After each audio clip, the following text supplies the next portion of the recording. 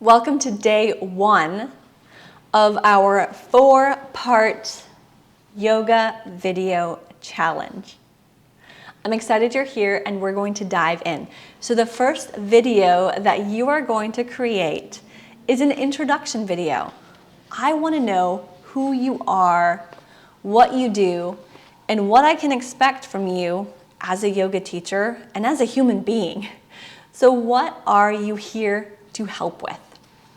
So I've got some notes, of course. So here I'm going to share some notes and also some tips on doing this video. Now remember, this video can be not so great. It doesn't have to be the best award-winning video production thing in the world. In fact, you don't even have to edit it. If it helps you to record a couple videos to practice, that's great. Record your video 10 times, step away from it, come back to it again later, and record it again and see what happens.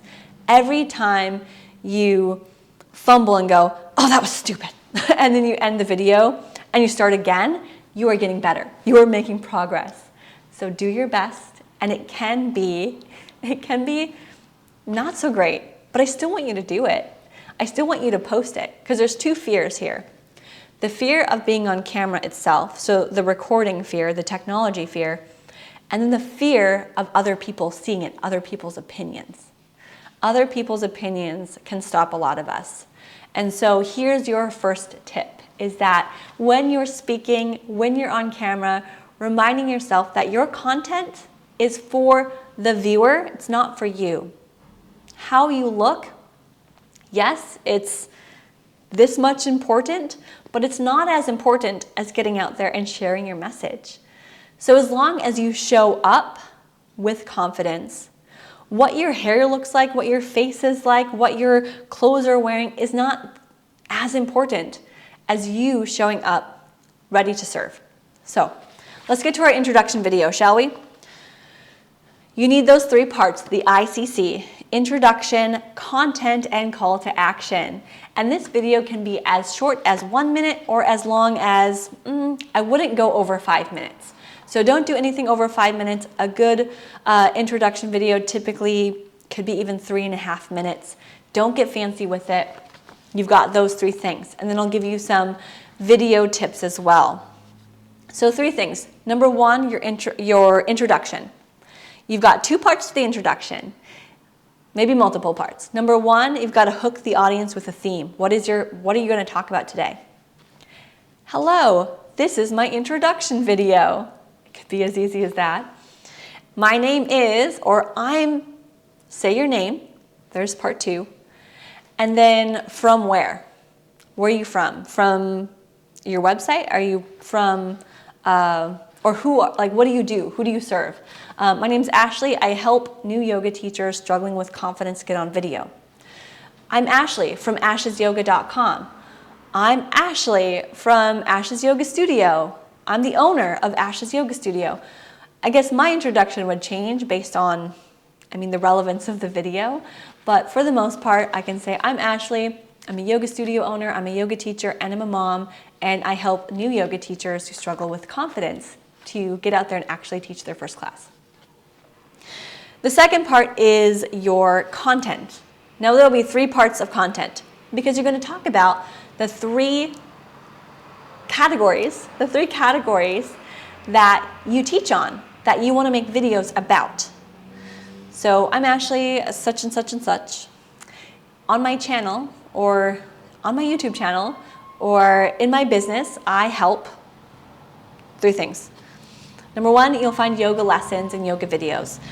That should be everybody. So you're going to find yoga videos, short yoga videos, and yoga videos to help, yoga lessons to help whatever your audience is.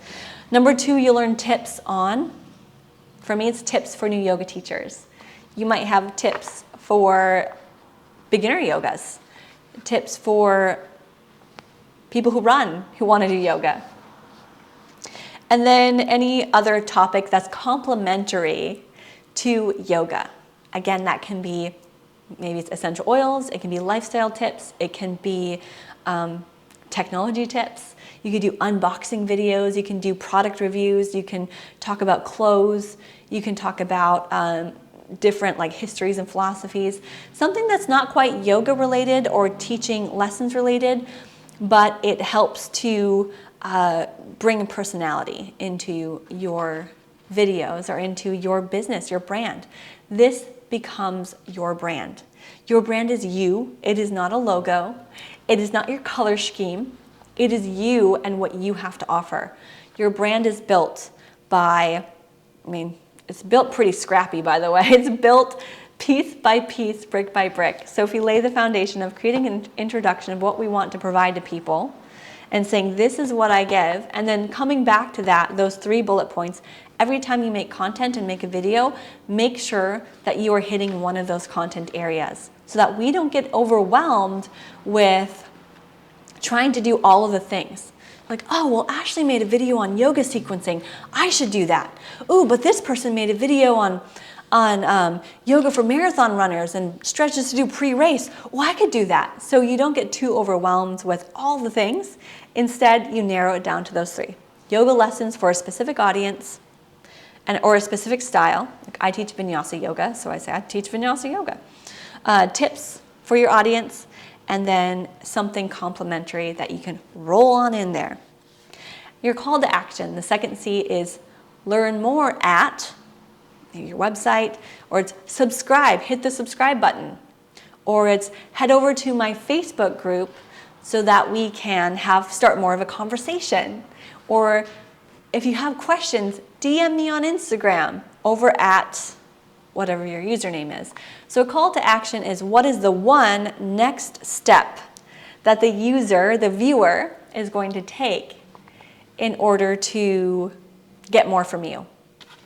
You want to keep them on your channel, keep them in your bubble, because those are the people's lives that you can help the most and save. If they're watching your content, it's because they like you, and you want to develop this know, like, and trust factor.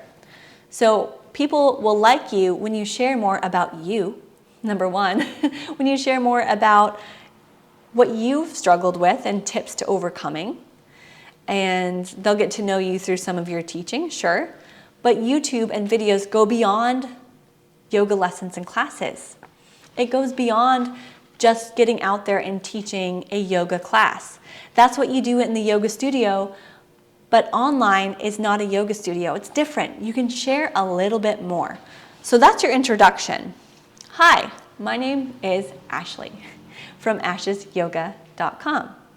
I help new yoga teachers who are struggling with confidence to get out and actually teach their very first yoga class. On this channel, you're going to find vinyasa yoga lessons for those of you who want to learn how to do yoga. And you'll also get tips for teaching and tips for new yoga teachers to get a little bit more confident, as well as some, what else do I want? I haven't quite picked a specific topic myself for that third complimentary item. I do essential oils. I like morning routines. So I might pick one of those that I want to focus on for a bit rather than being so scattered. So again, I have to do this as well. Anyway, you can learn more and actually download my free sequencing guide over at ashesyoga.com.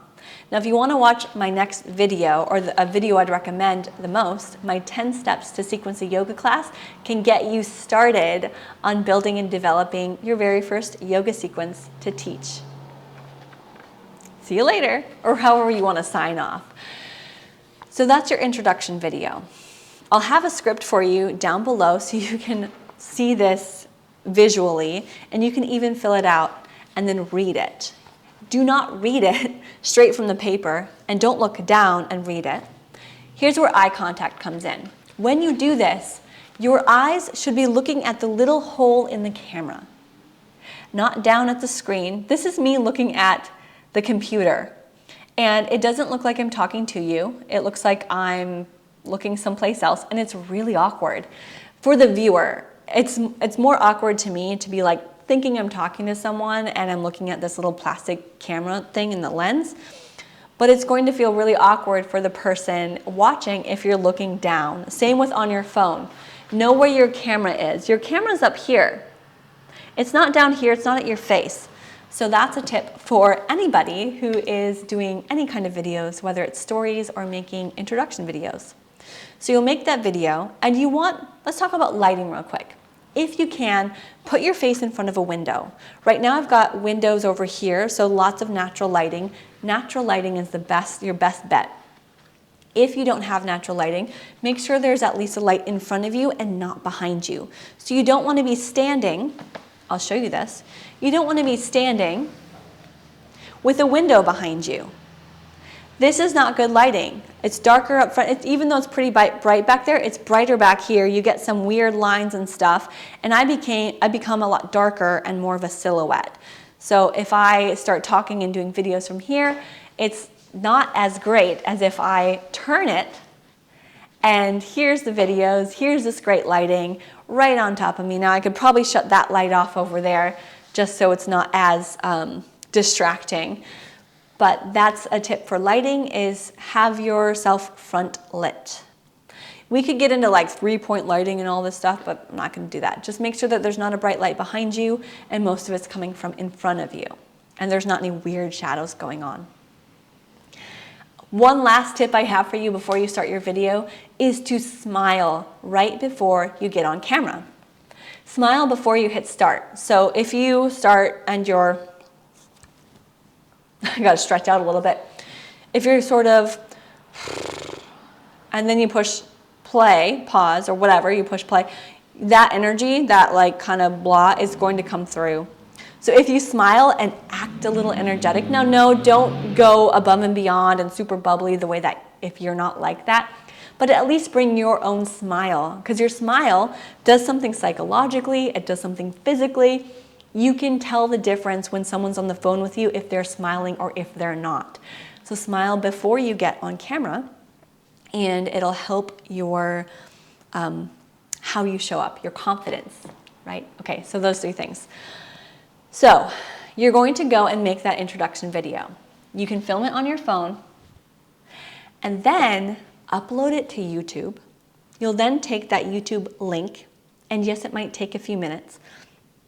You'll take that YouTube link and you'll post it over in our Facebook group on the post that says Day 1 Video Challenge. I can't wait to check out everyone's videos. If you want to keep them as unlisted so only we see them, that's okay. We're getting through the fear of it. If you want to make it public, that's great too. Know that even if it is public, if you're just starting, it's unlikely that anyone's really going to click over and watch unless you send them there. So although it's public, it's not like you're going to get millions of views right away. If you did, I'd be shocked. I'd be very surprised. Highly doubtful. But a simple introduction video, have that up so that it's ready and it gives people an overview of your channel. You can redo the introduction later on once you get more specific, but for right now, start with something. 5 minutes or less introduction video. I can't wait to see what you come up with.